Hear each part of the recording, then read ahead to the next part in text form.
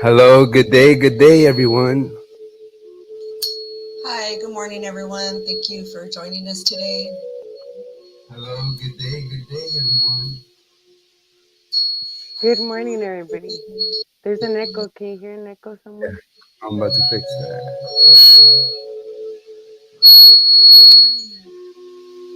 There we go. Sorry about that little echo, everybody. So we just let a few people come in. Right now, I'm just burning a little bit of sage just to cleanse the energies today. Help everybody come in a graceful and calm mood. And we'll do a little mantra. Take a little moment to clear our mind space. Om.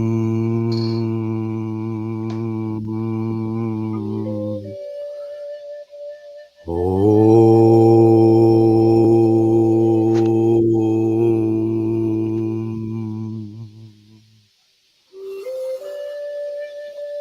Om.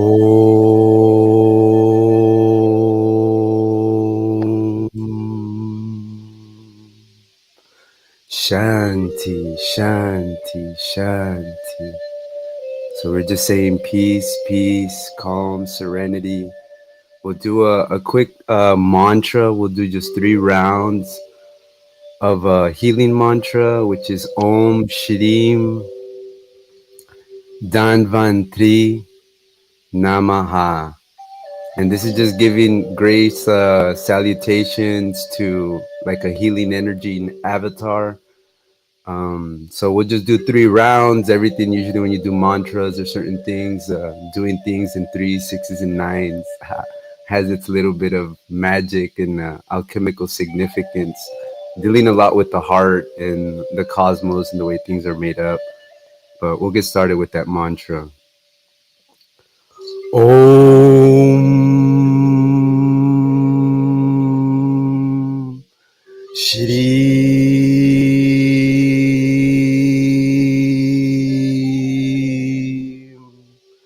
Dhanvantri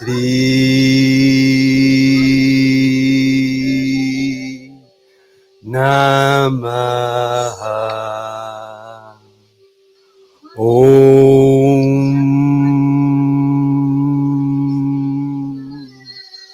Shri Dhanvantri Namaha. Om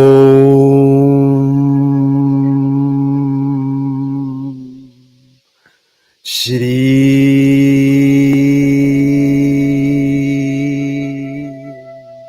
Dhanvantri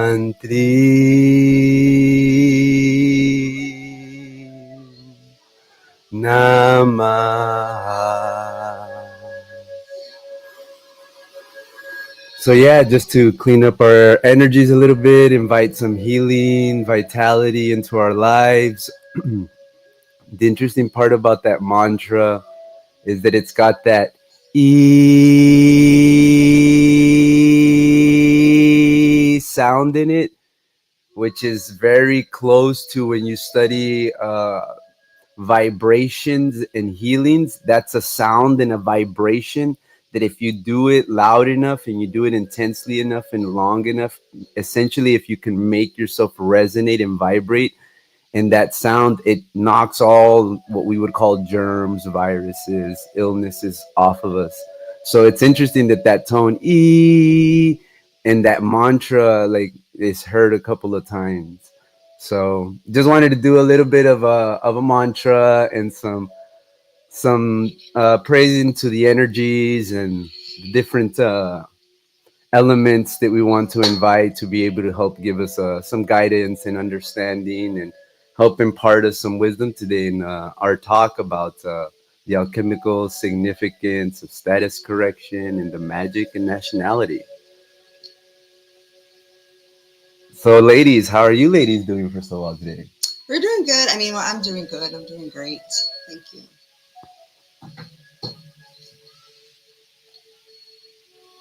I've had a little cough. That's why I have my mic off, and then I get these little coughing spells, and I don't want to interrupt.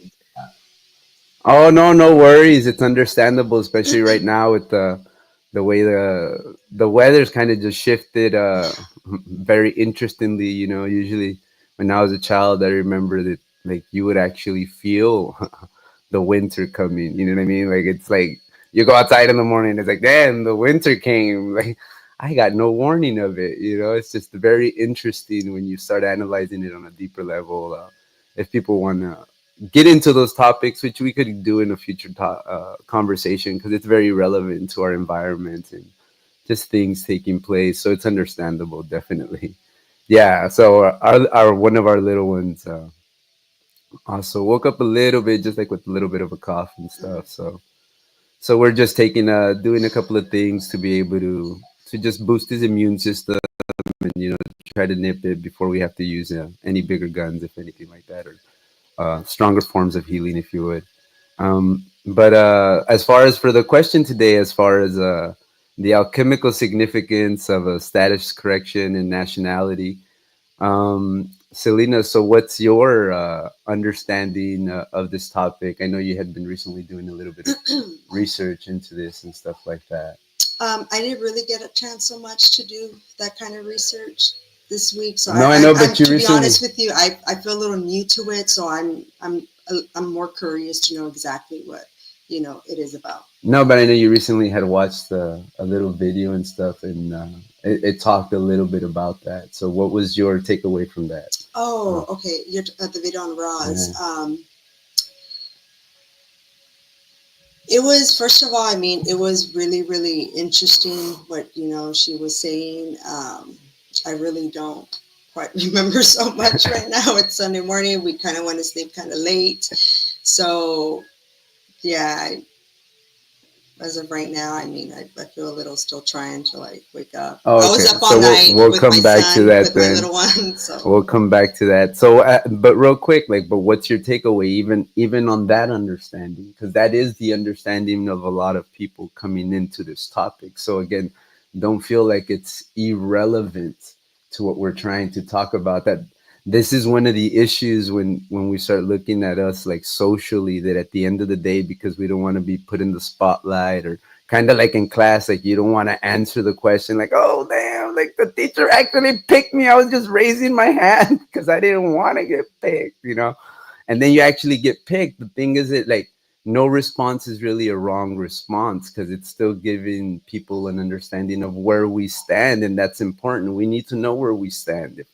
If we want to solve problems or fix things, we need to know first where we're at, like where are we at, so then we can know which directions we need to grow in. So again, what would be your takeaway from the topic? I know you got to read the headline and stuff like that. Why would you think there would be alchemical significance?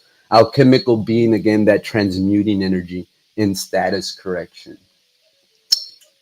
um, Do you know what like status yeah, correction to be honest with implies? you, I don't. That's why I don't know how So to answer again, the question. no, no, no problem. So that's one of the things. So then a big part of it is, so then we would have to first analyze like that statement in itself in deeper context. But even on that takeaway, what does it mean to you? Like just an analysis of the question. I don't even know what status. So can you first tell me what status correction is? So status correction is again a big part of where you stand in society. So most people's status in society is as a citizen. Status correction would imply obviously doing something better than what a citizen is. So the alchemical significance in status correction to you would be essentially like what would be the transmuting effects of changing yourself from a citizen to, let's say, a better rung in the status chain. Well, I mean, well, first of technically, all, Uh, no. yeah, Well, right. no. I was gonna say like, well, if you think about, what does the word citizen mean? Yes, this It is is a a dead entity, first of all, right? So we're gonna do a status correction by claiming our nationality, which is our living being.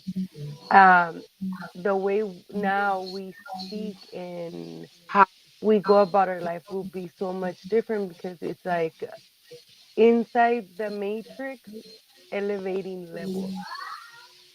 It's a different way of living because now you're outside the inner matrix, able to play in it without being a part of it.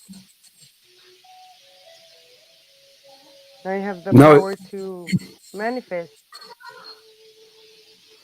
so yes, this is correct. So one of the significance of status correction is what you're essentially doing is essentially raising the bar of where you stand in society. But by doing so, you are taking on more responsibilities. That's one of the big things. It kind of has to do like if you would, like chain of commands at work or chain of commands even in the military, if you would. A lot of the time when you pick up more rank, you're also taking on more responsibilities.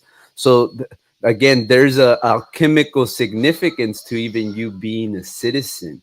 And what I mean by that is that you've been placed in that position because it's usually a position that's good for people to, kind of like how my brother was telling me last night, it's the ignorance, the bliss in ignorance. It's kind of like you don't need to know a lot, you don't need to do a lot.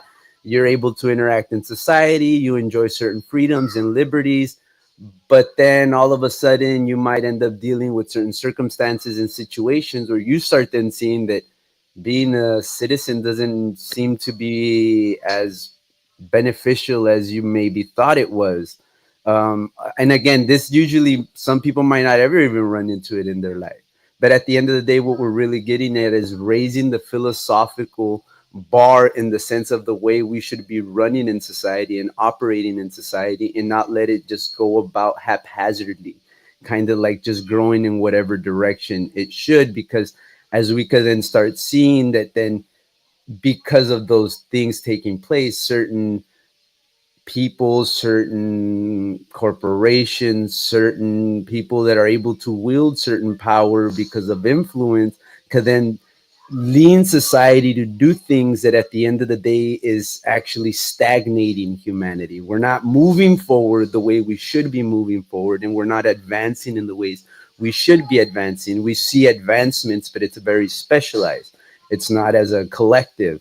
So going back to what Red was saying, that the citizen puts you in a position where if you want to move into a position so that you can, in a sense, enjoy more liberties as peoples that have more understanding do, because you're initiated into these understandings. Um, Status correction plays a big role in this. And what I mean a big role in this is that, and that's where I get into why I titled the topic the way I did, the alchemical significance. It's like Red said, you're transmuting the dead entity into an actual living entity. And what do we mean by a dead entity? That by you claiming a citizenship, by you using a birth certificate, that starts dealing then with aspects of what would be called civil law and statutory law, which is essentially putting you in a position where someone acts as a trustee over the entity that was created by those contracts. And the only thing is that those contracts stand unless they're challenged on grounds of more sound legal principles. And by you creating a status correction, you're actually removing that attachment of someone having created this legal entity, this corporate fiction, and in other words, known as a dead entity, because it's basically a non living thing, because there's because of the way that the writing and the contracts were created, that it actually creates, if you would, uh, uh, I was going to say spiritual, but it would be more like a business spirit, a spirit that was created for the purpose of being able to create wealth off of, but without the individual being aware of it. Aka creating a trust, which are again principles that we'll get into further, which have to deal a lot with So wealth. it's basically because of the lie of the language that we've been taught. They've they've modified the definitions of words to as the most population we use certain vocabulary. those same words have another significance. Yeah. And then because of it, we are acting in fictitious, fraudulent identities, which is the straw man, right? Yeah. No, yes, you again completely. I thought you were going to elaborate a little more, but yeah, no, we're acting as the straw man. So again, there's no problem in this. Like I said, people can continue to operate and live their lives, but then they start again as they start growing. They're like, oh man, they're charging me more taxes. Oh man, they're doing things that are unjust. I think one thing that's really important is most people don't really know that there is, I guess I should say, a better way of living. This is the magic in what's been done. Yeah, because we're all brought into this world, and then we're just thinking that this is, I guess, the way it's supposed to be. And I recently are starting to know a little bit more about um, just, I guess, the natural way. Because, and if you really think about it, it makes sense. Because sometimes we could be thinking, for example, taxes. Like, it's crazy how we have to get up, we have to go to work, and then we get a paycheck, we get already taxes taken away from working, and then in every little thing that we buy or we do, our house, our vehicles, we have taxes that we need to pay. So, but we automatically think like, hey, like this is just the way how life is. It's just the way how it is, and in reality, it's not like that. But like for me, I feel like we're so down into this is what it's been for so many years. Is how can we change that? And I think, and I think that right there is the number one key. It's the word change, because it's not something easy. It's something that is going to take time, and just kind of trying to live completely away from that. That So I feel like change is one of like the big words. Yeah, I think a good one for people, because I like to always give people movies. Movies help people to like to understand things, right? Because movies serve a big purpose. Like besides just programming stuff, they also work in their artistic aspect as far as trying to teach you things in a deeper level, depending on how deep you analyze things. But Harry Potter, remember when Harry Potter goes to school, one of the first things he has to start learning is how to command the words. Why? Because if he doesn't command the words properly, what happens? His magic tricks don't come out right. And so he makes like a big mess. Like I remember like when I was a kid, when I watched it, like there's a whole scene where he's like going around just trying to do this tricks. And then in reality, like he's not being able to do the tricks because he's not being able to use the terminology correctly. And again, what are they teaching us here? That again, as adults, because we're conditioned into a certain way of thinking and living, that we think this is okay. But again, we only assume this is okay because we assume there's nothing better. And this is one of the big things when you get into people that talk a lot about like wealth and manifestation of wealth and building wealth, that they'll tell you, tell me who you hang around with and I'll tell you how successful you'll be. And why? Because at the end of the day, they understand if you're dealing with people that are at the same level of substrate as you are, that they're not challenging you to be able to grow, to be able to develop further as an individual, then you're going to stagnate at the level you're at. And unless you have this personal inquisitiveness to do these things, then at the same time, you're going to stay where you're at. And again, there's no problem with that. Some people could find comfort of where they're at, but to me, if you look up around us in society, if we can look at the position that we've reached, have we reached an end point? Is this where we should be as socially treating each other as individuals, as humans, and not really dialoguing and using our higher faculties of mind to be able to develop better solutions than tactics that have been being used for almost 2,000 years dealing in warfare, and we're no longer using higher levels of dialogue and rhetoric and Well, conversation that's that what they actually want. leads They to don't something. want people to question anything.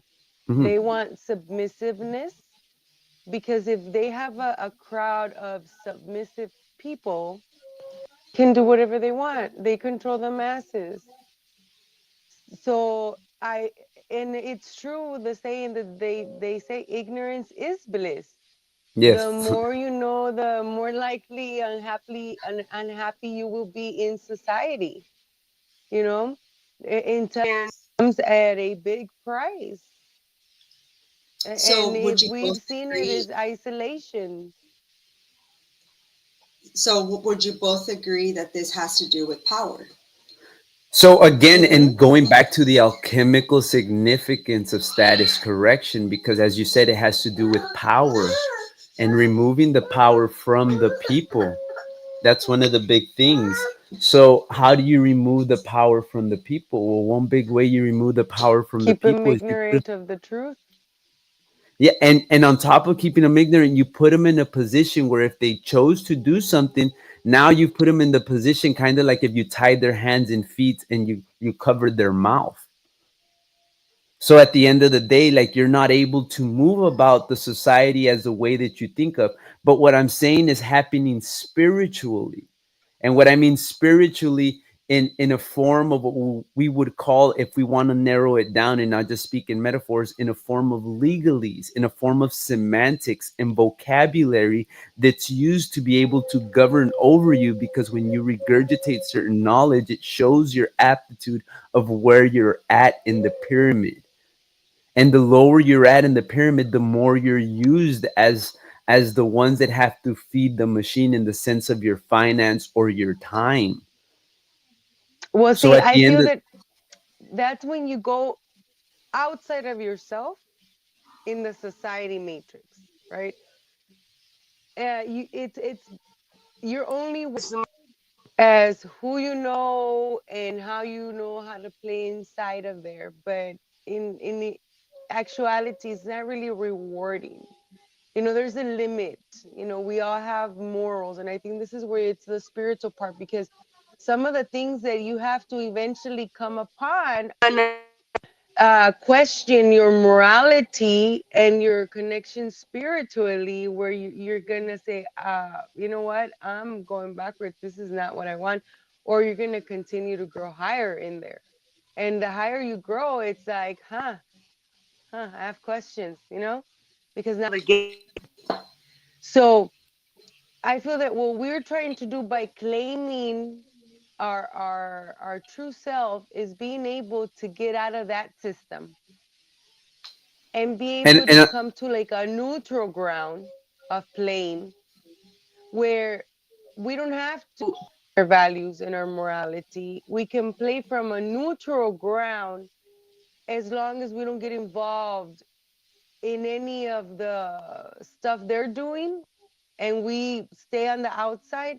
We can play, you know, and we can no, help out. and not saying that it's an outside, but again, separate from what the direction that they're heading in. As we were saying, and separate in the direction that they're heading in, it would go back to again to show in historical significance what the founding fathers were doing. They were wanting to head in a different direction as far as always royalties ruling over that time, and the significance of what was applied through the English colonization that was being established is actually a new form of law that was being provided, because the only other forms of law that existed in a sense during those times were kind of like Sharia law, and then ecclesiastic law, or excuse me, basically religious law, and then you had the monarchy law. So what was then being barely established, there's some documentaries that I could later share with the class, and everybody that would want to do further research into this.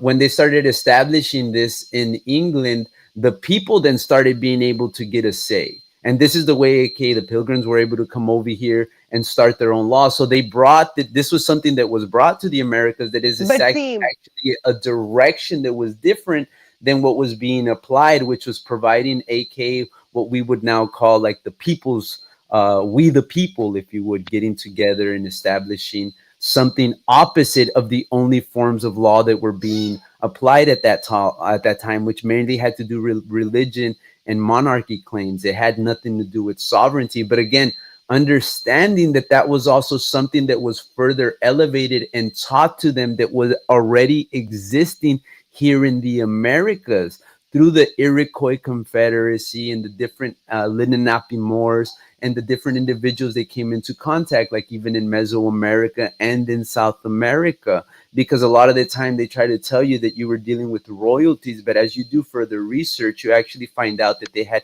a form of government established that was almost like a Which was marriage the between. Moorish government, which was Exactly. them who opened trade with the Europeans, who allowed them to come over and start colonizing. So technically, they broke a treaty, Contract.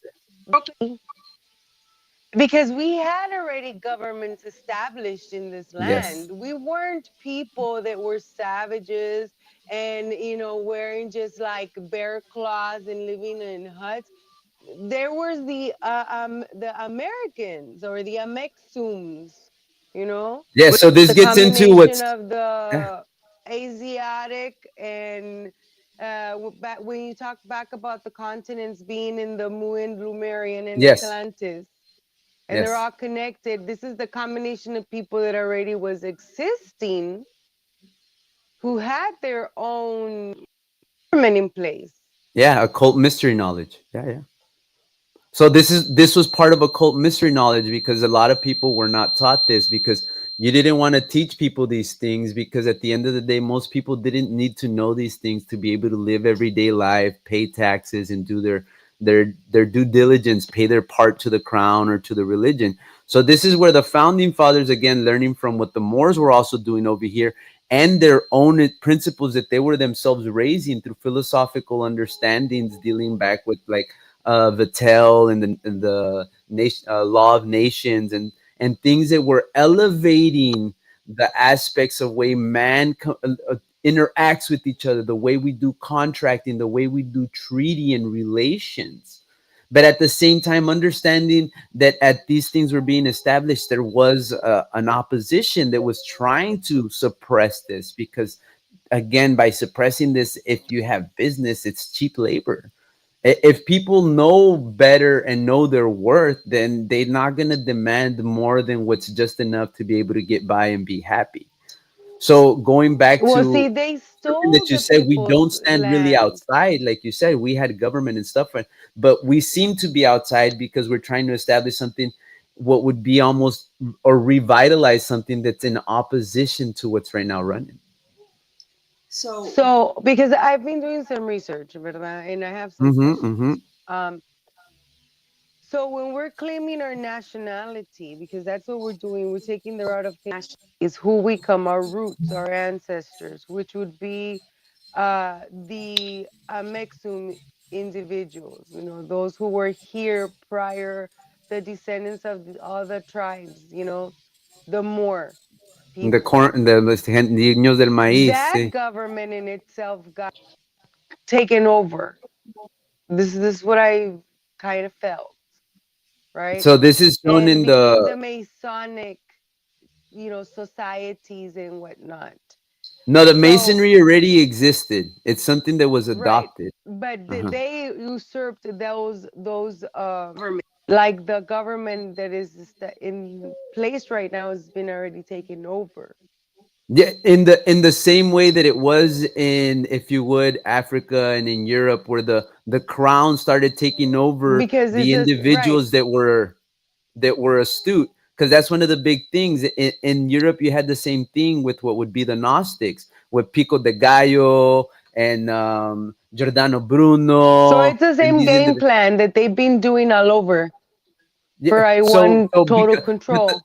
the game plan is that people start getting into these mystery school teachings and stuff, and they start, mind you, as you start developing self and you're not really doing the mental hygiene and the spiritual hygiene, you start being pulled by your lower shadow self, aka people like to call doppelgangers, different negative entities, if you would. It starts influencing you, and if you give it rise and you start letting it influencing you, then this is how you end up with individuals in high positions, aka what you would call dark hats and white hats. But they're both still providing a polarity for the individual Hmm. to be able to move through.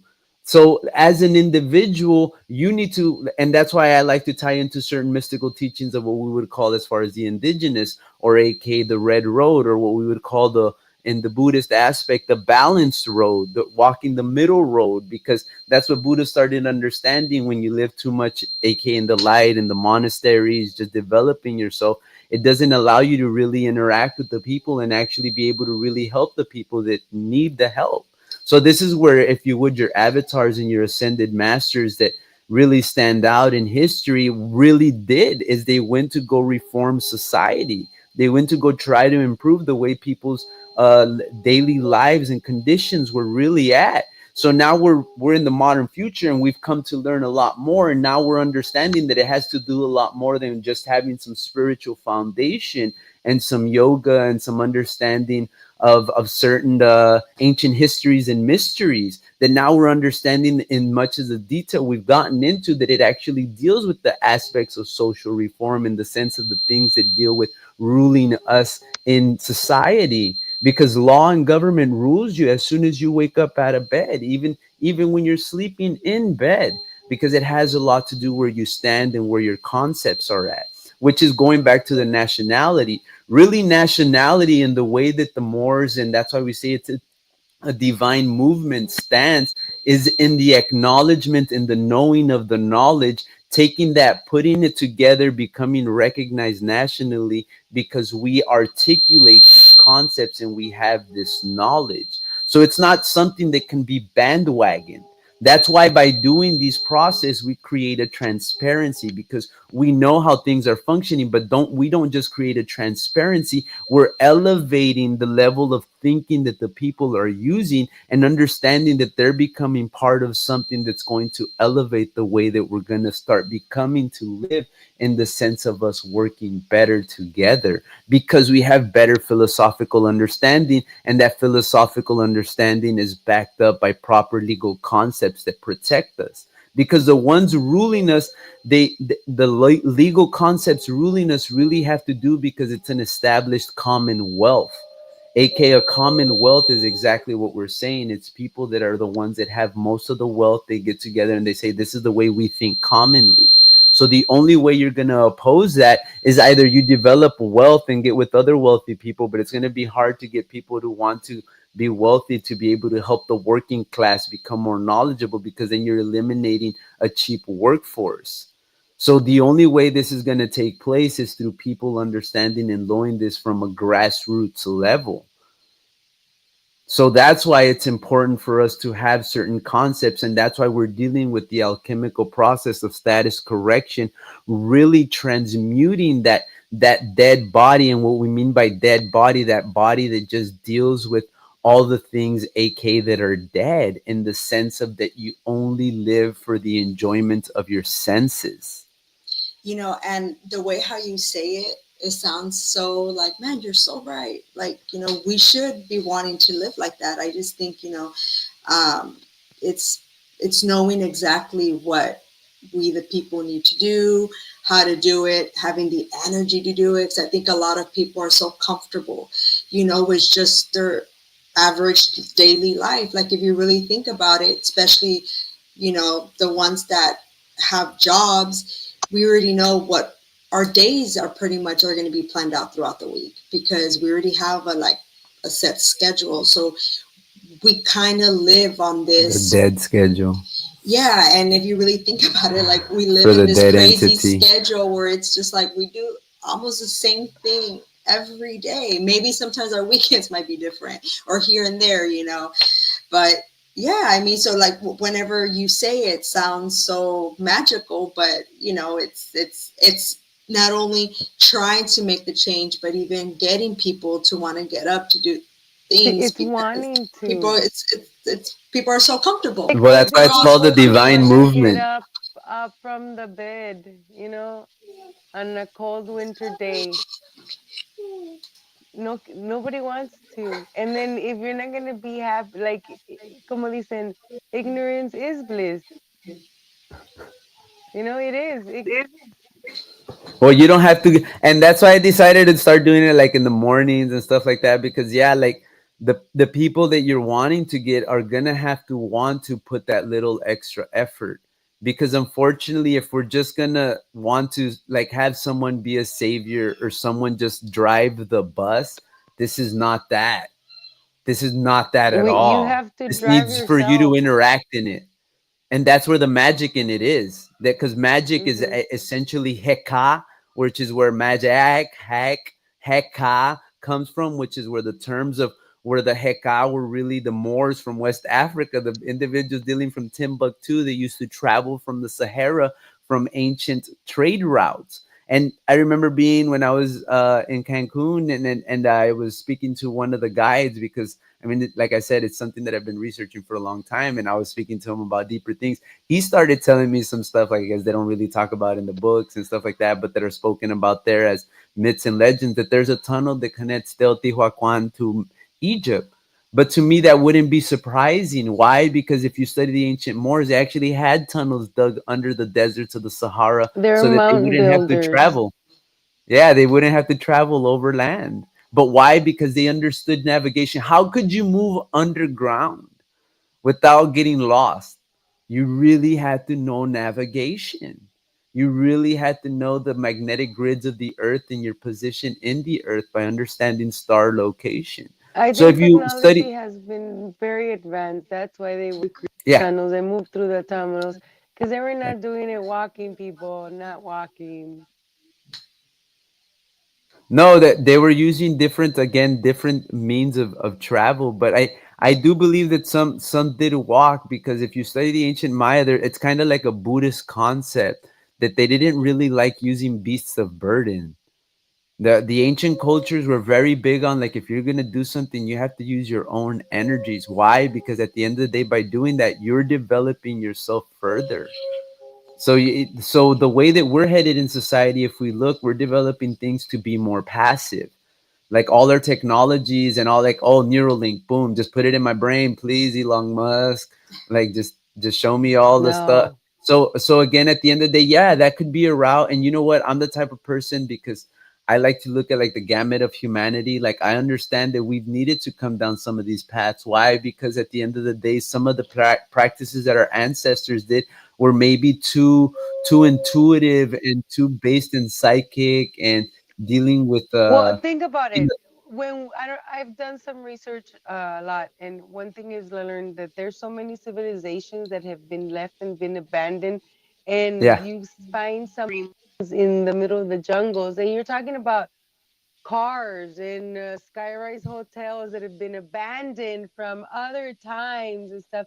And one thing that I noticed, that all of this that was created by man oxidized, and what always over organic. Yeah. Then you see all the nature that overcomes these buildings, these abandoned parking lots, this like massive freeways and trains in areas that you're like, how, who, when? So And from part of what the I notice understanding, is that mhm. nature, we are nature. We have to understand we are the nature. It's easy in to say, oh, connect with the technology, but the technology again is the one that oxidizes. Nature overcomes. Hmm. No, definitely. So this is one of the concepts of supposedly why the indigenous beings actually lived more organically, because part of the understanding when the last collapse of humanity took place is because we got too technologically inclined. On top of that, supposedly Earth was supposed to be like a retreat planet, where individuals Mm-hmm. came to kind of purge themselves from being in realities where technology was too dominant. So the thing, then the indigenous, when the ancient cultures collapse, and as we have it now in oral tradition, the Itzas, or the enlightened beings, that supposedly there was one that went to each continent, which ended up being the mermaids that we now see in a lot of ancient cultures and is spoken about. Interesting, myrrh. Remember this, myrrh, more. Why? Because remember, the vowels are interchangeable when you deal things with history. So when they end up leaving, they end up bringing the first seeds of being able to raise civilizations and understanding. And a lot of it had to do with spiritual hygiene and understanding of concepts, language, interactions with nature, and the subtleties of it.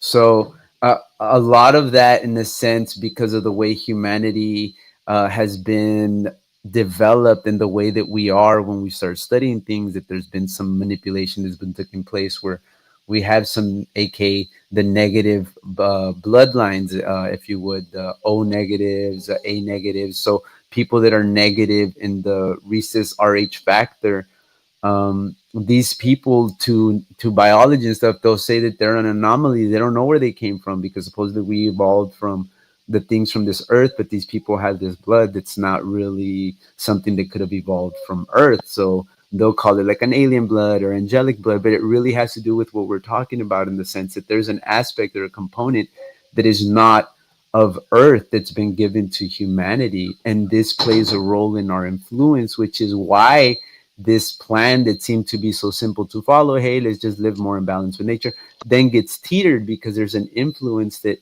makes us want to aim for the star and go back to where we were at.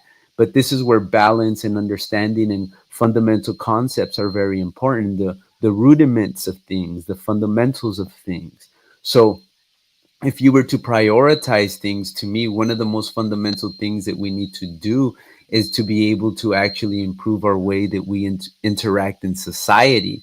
Why? Because this is fundamental to our everyday living, and you cannot escape it.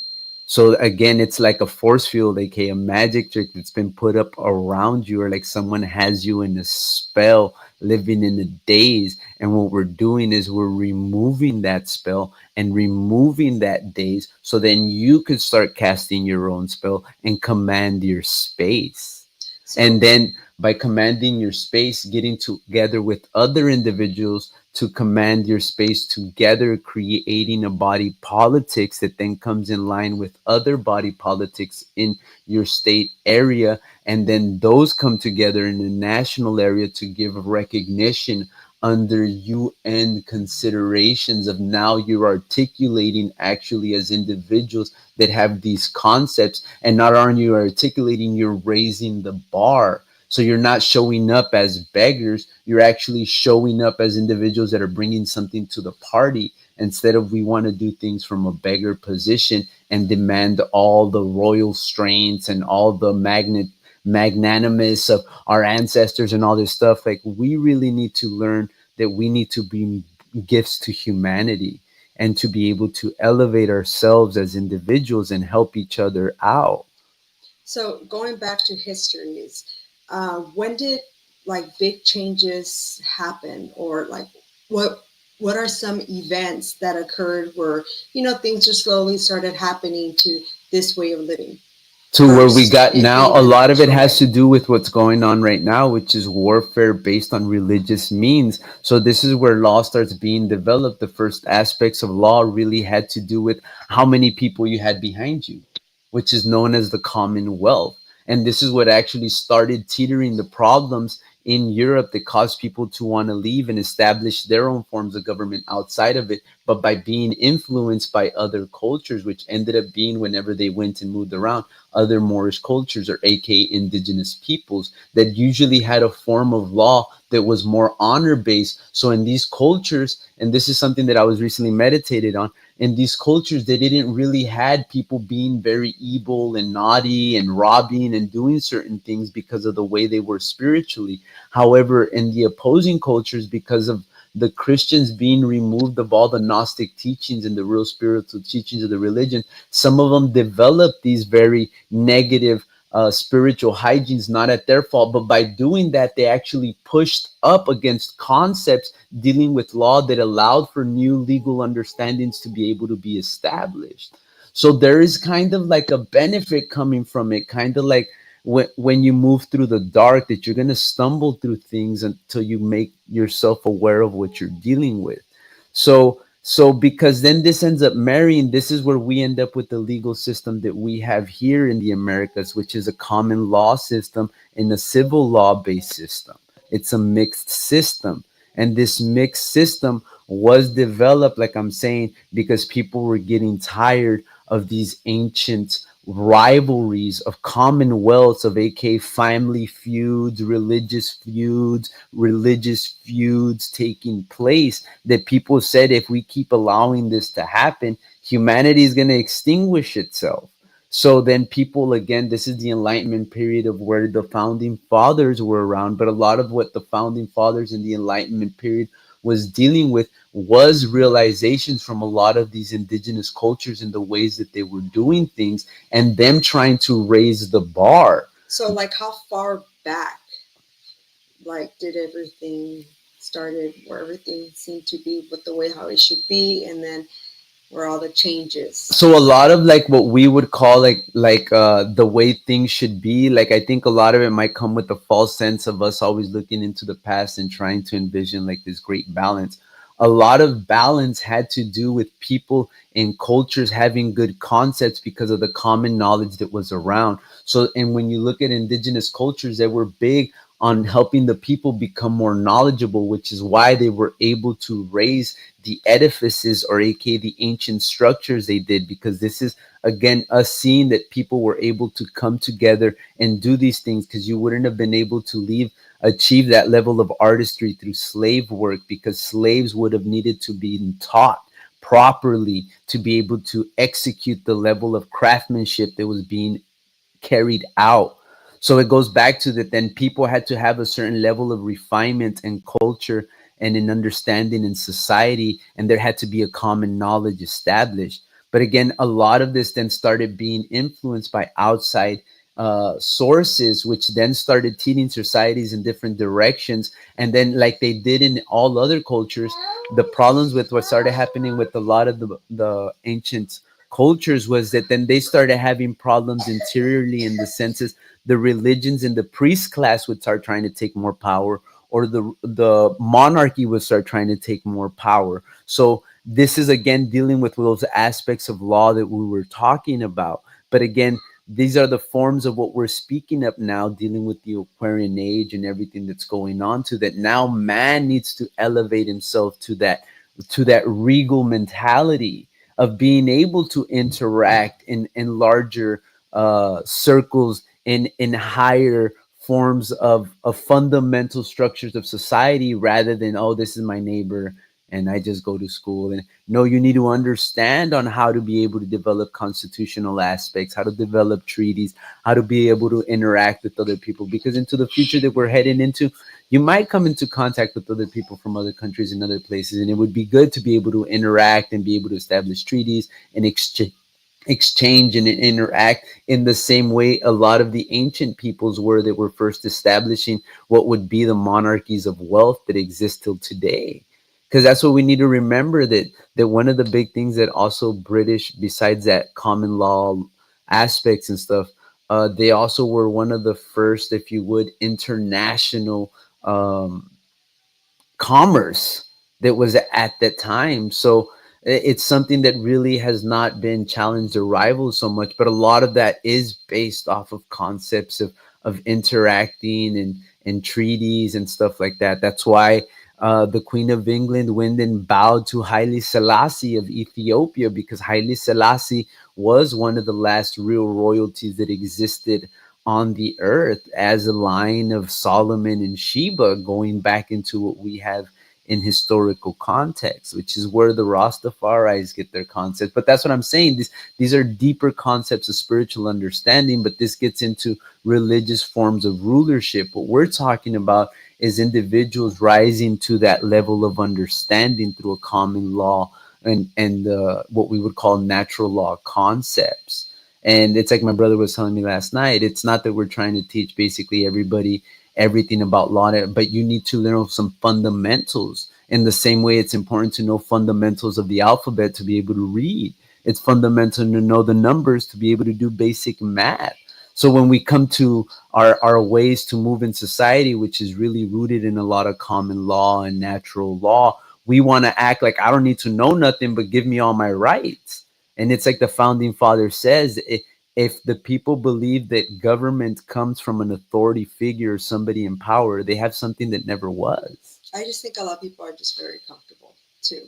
But unfortunately, that and comfort's and going to it get and it pushed on. and it requires work. Like, every The day, I'm gonna tell you life. like this, that unfortunately the people that are making wealth and making money have more people that want to join the boat, and there's not a lot of room. So guess what they're gonna have to do is make room. And one of the ways that they're gonna make room is by taking away more of your liberties. But they're gonna give it to you almost as it's something that's a commodity.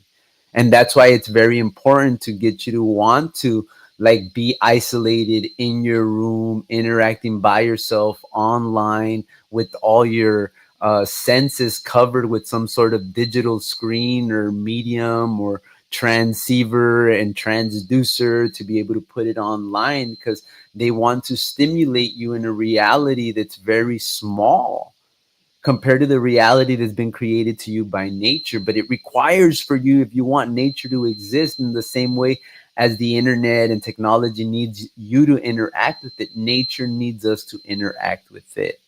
And one of the main ways that our ancestors will tell us that we needed to interact with it, dealing with the ancient Mayans and Aztecs, was through our ability to communicate. Because supposedly that's why our last culture fell, because we would not honor, aka the primordial energies that help bring create the reality we live in. Now, if we want to get into more fundamental aspects of that reality and if it's an illusion and things like that, first of all, we need to grasp first the fundamentals of things, of the illusion that's trapping us here on earth. And that's one of the other things that I was recently contemplating, was that if we think like, again, if demons and these realities of hells and heavens exist, then there's a way where they all boil down to something that is materialized on the earth that you're supposed to be able to tangibly interact with. And that, I tell you, is what's taking place in the legal systems, because that's the battle between what you would ignorance and the articulation of intelligence, or basically the conscious assembly of coherent thought compared to incoherent thought and chaos.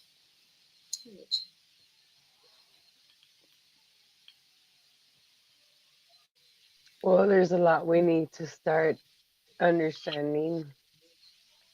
No, So definitely, and yeah, and words are a big one, like you were even saying earlier.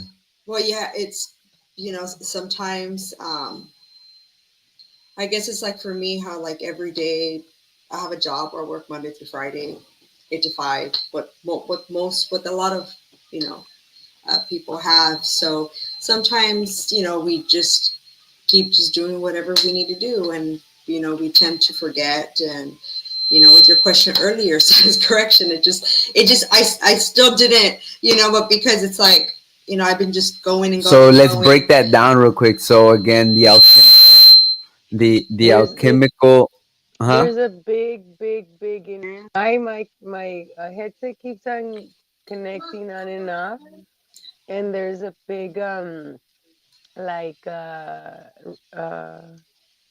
noise coming on your side.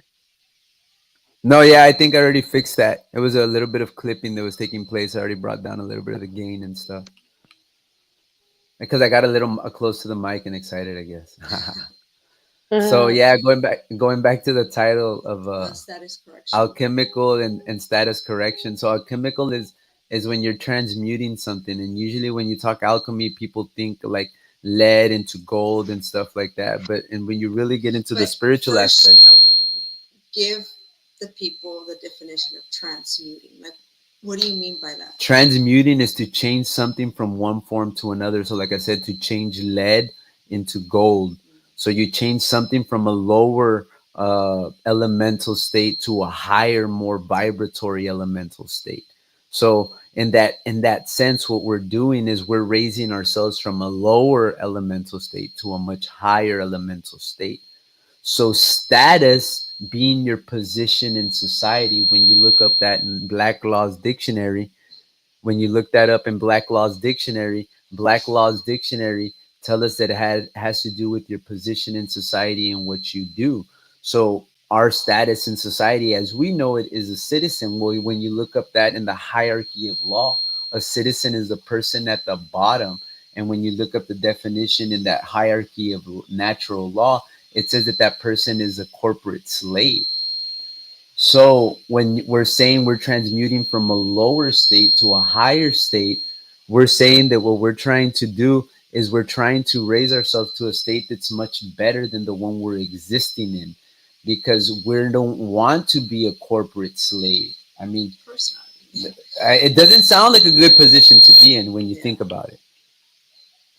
So when we start doing status correction, what we're saying is we're going to move ourselves to a higher vibratory state of understanding, but this does not come as something that you can just sign into, or something that like I'm just going to like a one quick fix.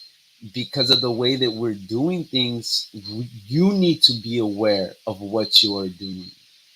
But like from one thing that I've gathered also, it's not just making the changes, but you need to kind of know this information, Well, so it goes back to because the people that have this information use it to rule over you without you being aware of, but they're very smart. They know that they need to keep you in a certain level of comfort for you not to question things. So at the end of the day, that's why they use a lot of entertainment, and they use a lot of fear tactics to make you think like, oh, if we don't do this, then yeah, like there's nothing but bad things might happen. So you want to do this, but remember, fear is only a state of lesser understanding. You so only have fear because you don't know any better. it's also going back to how you say how words are very important, because especially the language, sometimes it's just like it's a different language. Boy, that's Because like if you really think about it, especially like our teens today, like the way they're speaking, like our language is always just changing. So I mean, so if you don't really know the correct grammar or the correct language, the correct words, you're not gonna really even know how to kind of protect yourself, or I should say, like just being able to trying to think of the word, but yeah, I mean, going back to how important words are, like you really need to learn or know the definitions of these words. Well, it goes back to because a lot of the alchemical process of this, when you're transmuting things or you want to manifest things, is that the mind, the heart, and the tongue all need to be moving in the same coherent movement. You can't have one thinking, well, like I want the money and I want this, but the heart's like, damn, that's not what I need to be healing right now and growing. And your tongue's like, well, shit, I'm gonna say whatever what whoever wins is gonna say. No, like this balance is what leads to what we have a problem in society, because you have people that are being led by their mind saying they want more wealth and power, so their tongue saying whatever it wants and their hearts are shrinking. And then you have people with very big hearts, but their minds are very small because they have so much fear, so their tongues say nothing. So I just want to say, because Mark and I have had this conversation before, and the one thing that I have mentioned to him was, for many people, you know, like they know, like for example, even like as simple as a diet, they know they shouldn't eat the donut, or the cake, but they're going to do it anyways, so, and I really think, naturally, like for us to be able to think better, I think a lot of it comes from the gut. So I just feel like, in order for people to want to do the change, to want to have those changes in their minds, to think better, to want to be better, like I think eating better is a way that can help us think I better. think a good way to It's say it is simple. that you gotta look I at your think it's body as a simple. wand. It's no, it's simple. Do you want to continue to sacrifice children? What was that? Because that's what people are doing. They're sacrificing their children. So if people are happy sacrificing their children, well, that's up to them. There's no excuse, honestly. There's Well, no this is excuse. a big one we're gonna kind of like tie into more, like you're saying, because yeah, the nationality of the children is one of the most important to protect them from a lot of the things taking place. Well, and the thing is too, Mm-hmm.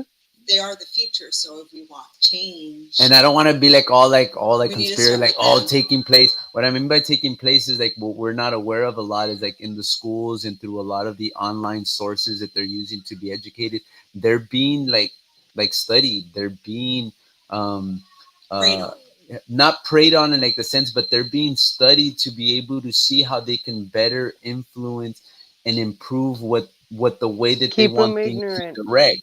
Yeah, and at the end of the day, it might not be all and nefarious right off submissive. the bat, but the end It goal it isn't is. for We you to lived have through more it. consciousness. We but we lived through it. It is it's real. They did it to us. It's real. Oh, no, definitely. But again, what's good to know, like I told my boys and stuff, is good to get the education that they give you because, again, it's like Anubis. You're learning what not to do. And remember, even though you might do something wrong, it's like all geniuses know when you do something wrong, that's the way you don't do something. And that's one of the big things with a lot of the stuff that's taking place is that at the end of the day, what's taking place is people don't want to really deal with this issue because they feel if they don't deal with the issue, it's kind of like not there, which is like a cognitive dissonance. It's kind of like one of the examples I recently heard, which is a really good one. It's kind of like when there's a really bad uh, dog, like in front of a toddler. What's a toddler do when the dog's right there in front of him? Well, it just covers its eyes. Why? Because it thinks of it like I cover my eyes, I can't see the dog, so it's not real to me. So that's when there it is. So at the end of the day, that's one of the things with society. We see a lot of injustice takes place, but we just want to cover our eyes and be like, oh, it's not really taking place. I'm not paying attention. If we have a deficiency, a cognitive dissonance, excuse me. So to me, at the end of the day, if we want to be able to solve these injustices, there's really kind of two modes of actions that people would want to take.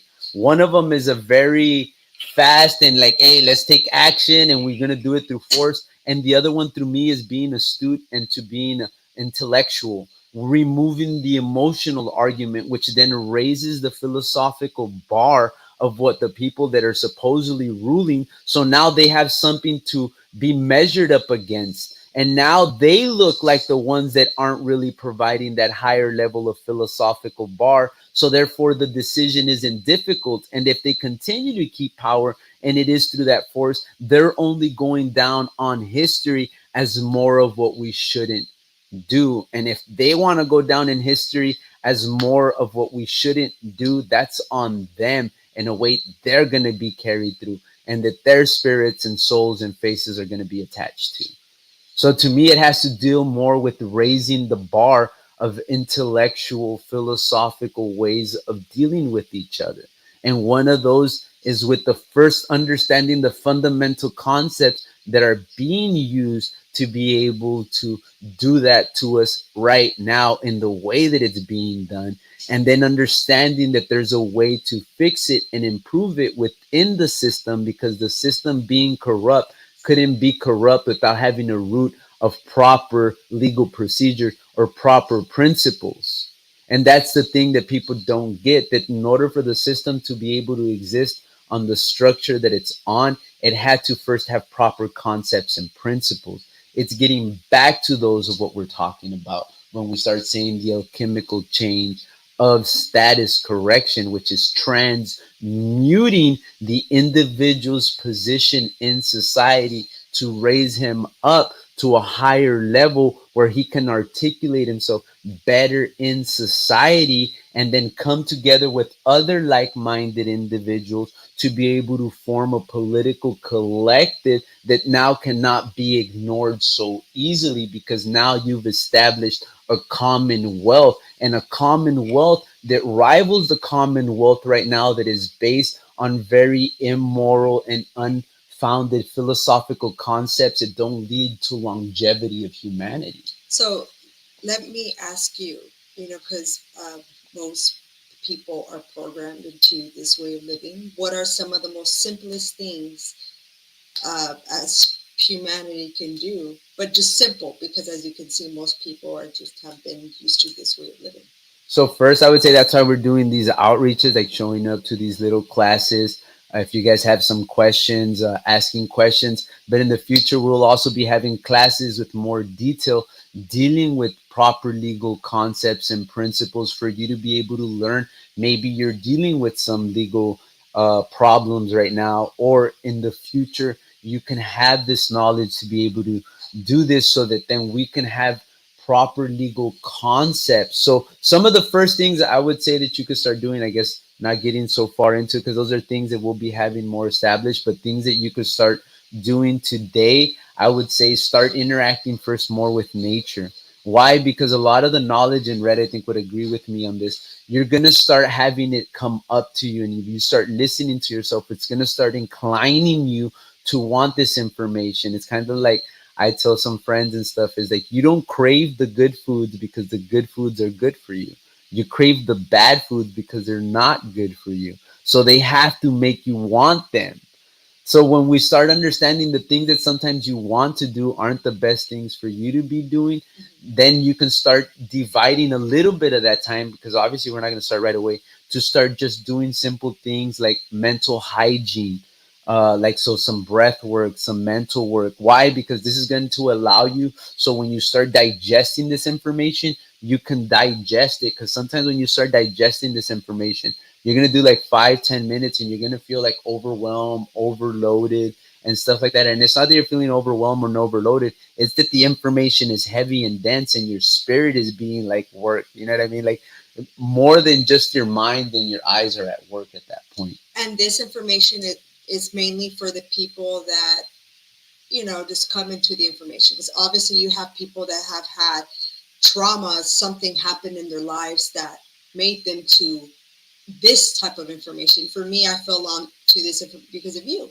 Other than that, I probably would not have. Which is a blessing if you're Unless I was falling into. already possibly doing things, from nature, like Mark was saying. So obviously, the more you connect yourself with nature, the more you start to try to move away from yourself and what's the way most people live today. No, definitely. So, and another way I would say that you could start, like some of the words that I posted on the flyer would be great for you guys to look up, and not just look up in a dictionary. And also understanding when you look it up in the dictionary, learning how to look up things in the dictionary, because the way we are taught is not the way you should know how to look up in the dictionary, with the way that a scholar looks up in the dictionary. We were taught the way to look up in the dictionary like a novice, like someone that's just going to get some basic concept should know. So what I mean by that is when you look up in the dictionary, you want to look down to the furthest definitions, because these are entries dealing more with connotations and semantics a lot of the time, which is means the evolution of a word and where it's at now.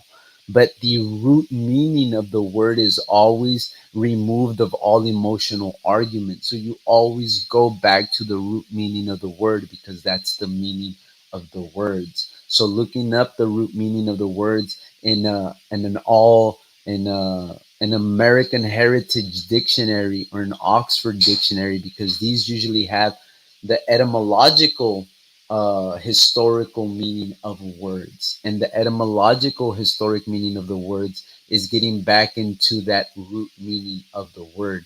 Then I would look up the word in a Black Laws Dictionary so you can know its context in legal procedures, and so that you can know then how it's used in society, even though you want to be the RGV, even though you want to be from wherever you're at, you still are functioning within aspects of law that are used to be able to run your society. So knowing how that word is used is very important for you to know how it's used and structured in your way of living, So without you being where aware. would someone find a Black Laws So Dictionary? you these are online right now already. You can go to Black Laws, like the fourth edition. I would recommend, because this is prior to World War II, and a lot of things took place historically uh, after World War II that has to do with what we would call abridgment. With what abridgment means, which is when we start then taking words through the semantics, and again, kind of like the Commonwealth, the people that are saying like, oh, now we're just going to say that the word means this, and we're going to remove all the etymology and all the other stuff.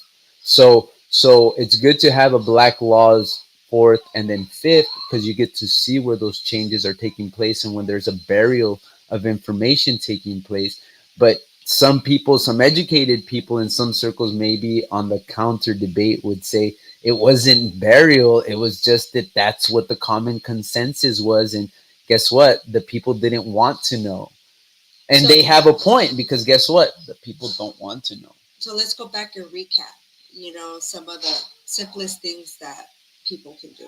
So some of the simplest things, going back to going out and articulate, like interacting more with nature, waking up with the sun, getting some more sunlight, going and grounding, and going out to nature, being under the trees, which at the same time is going to make you be more mindful, and it's going to be like a natural meditation for you. So this mindfulness is also going to help you to be able to study a little bit more deeply when we start studying some of this information.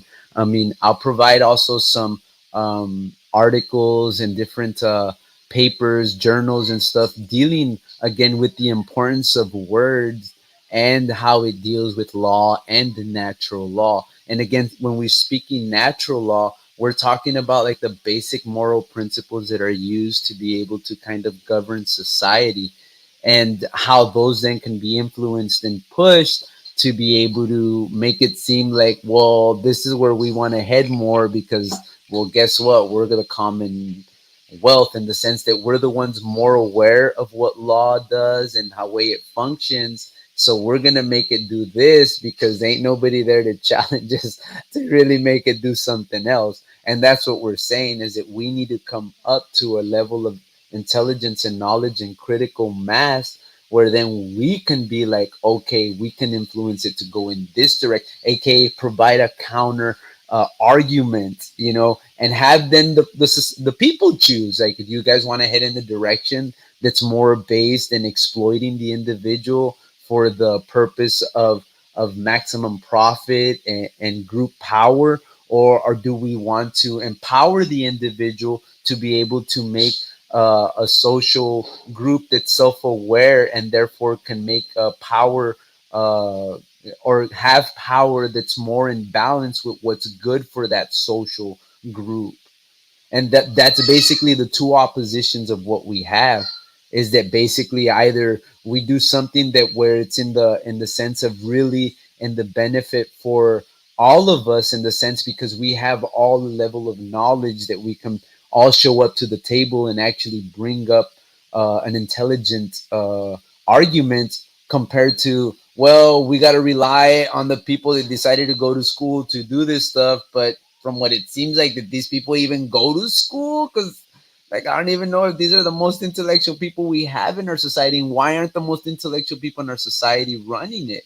So these questions again are only there because are we providing anything to counter it?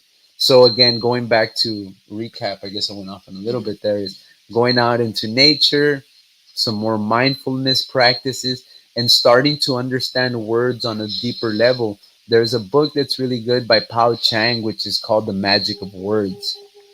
You could also look up like uh, uh, Irica, Layla Irica, I think it is. She's logographer. She's a person that's a poet and really makes you look at understand words, and she tells you herself that we need to elevate the way that we use our vocabulary to be able to really help society move in a better direction, because obviously the way that we're conversing and talking with each other is not making us work better with each other, because we're not becoming more friendly and more neighborly towards each other from what it seems. So, and that's what more of what we need of. So to me, at the end of the day, this all comes back to communication. So understanding words at a more fundamental level and being clear with what we're saying. This, when you look into argument and rhetoric and these types of subjects, this is what actually one of the first things they start telling you is like the importance and the clear understanding of words. So to me, that's where we will start: nature, mindfulness, and words. When we start getting a little concept, a certain level of words, we're gonna start seeing the magic that's used to control us. Especially when you start seeing words like citizen, jurisdiction, uh, natural law, looking up the hermetic laws because they're dealing with natural law, because that's basically everything that's used for manifestation. Everything that's used by your people right now in business to tell you about manifesting, all of it deals back with hermetic law principles.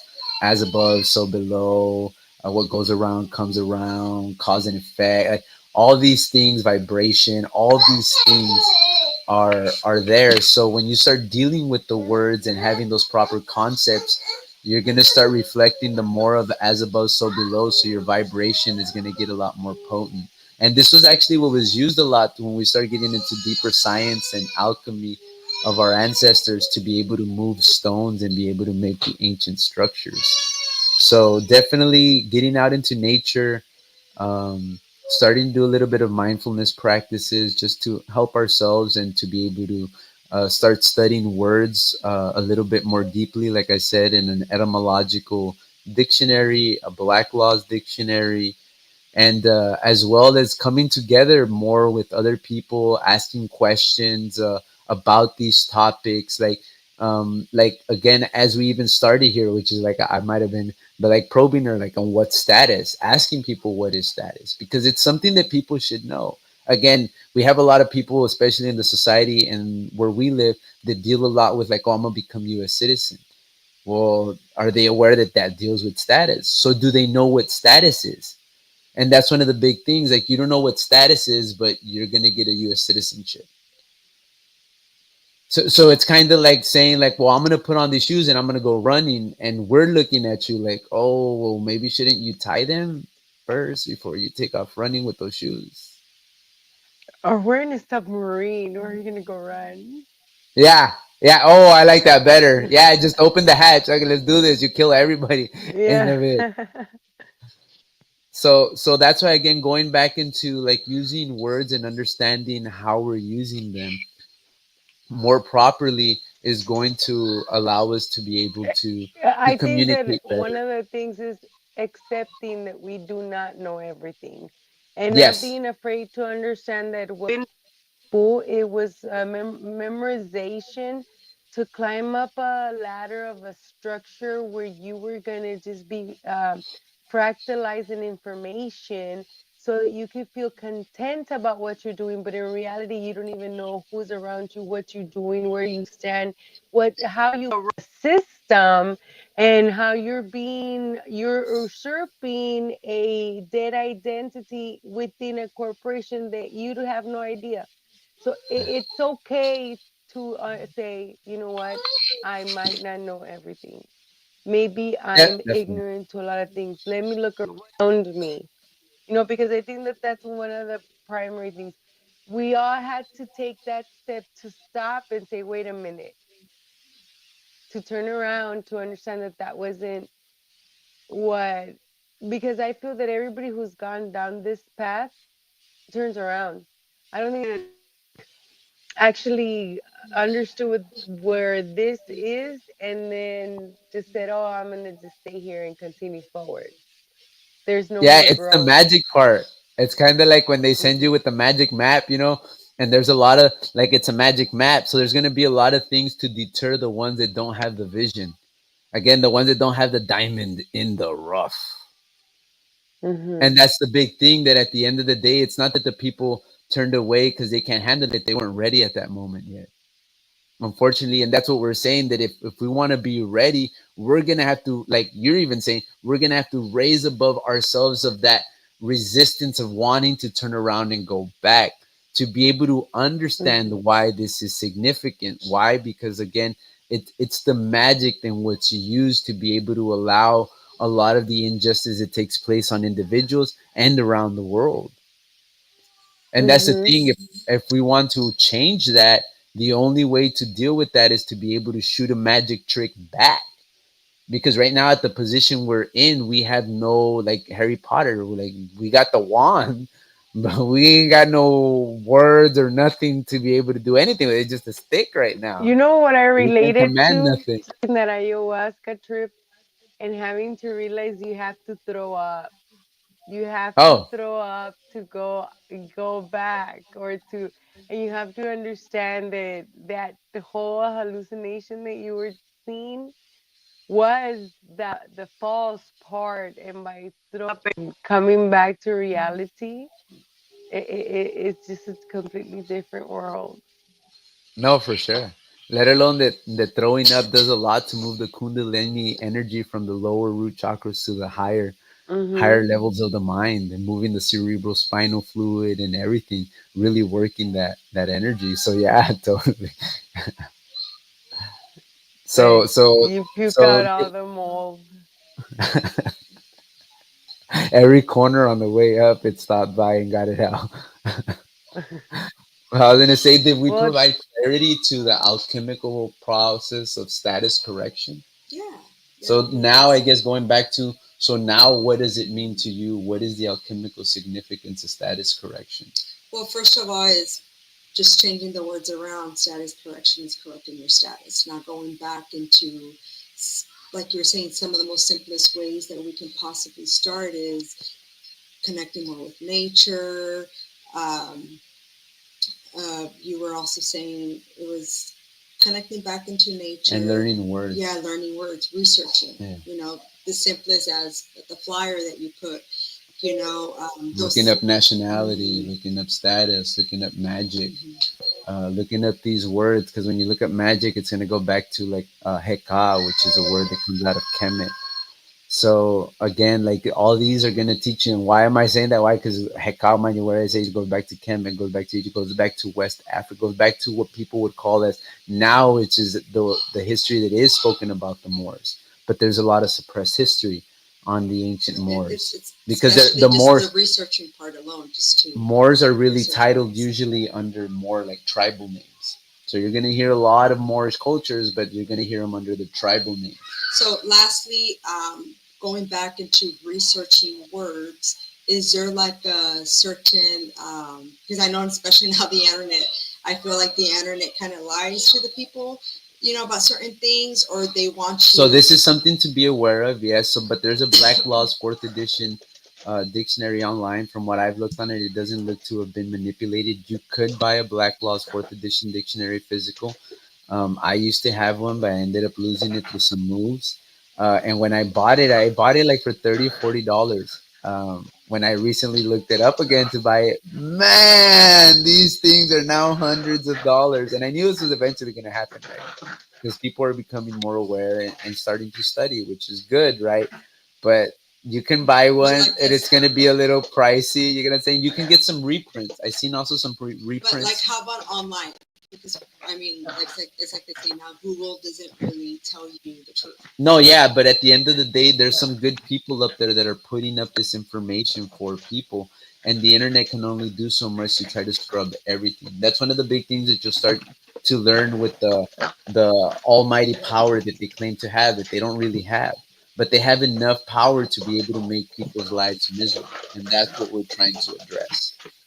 So that's one of the big ones. So going back to the alchemical process and status correction and the magic and nationality deals with it. Once we start doing these processes, what you're going to be able to do is protect your trust, protect yourself and your family wealth and your estate to be able to have this be able to be inherited down your family and to it to be protected. So that is the magic and the alchemical world change, and a lot of what we're speaking of is that at the end of the day, what is the real ability of a magician to be able to take him because of his abilities to take his position and put himself in a position that was better of where he was at, and that's essentially what we're trying to do.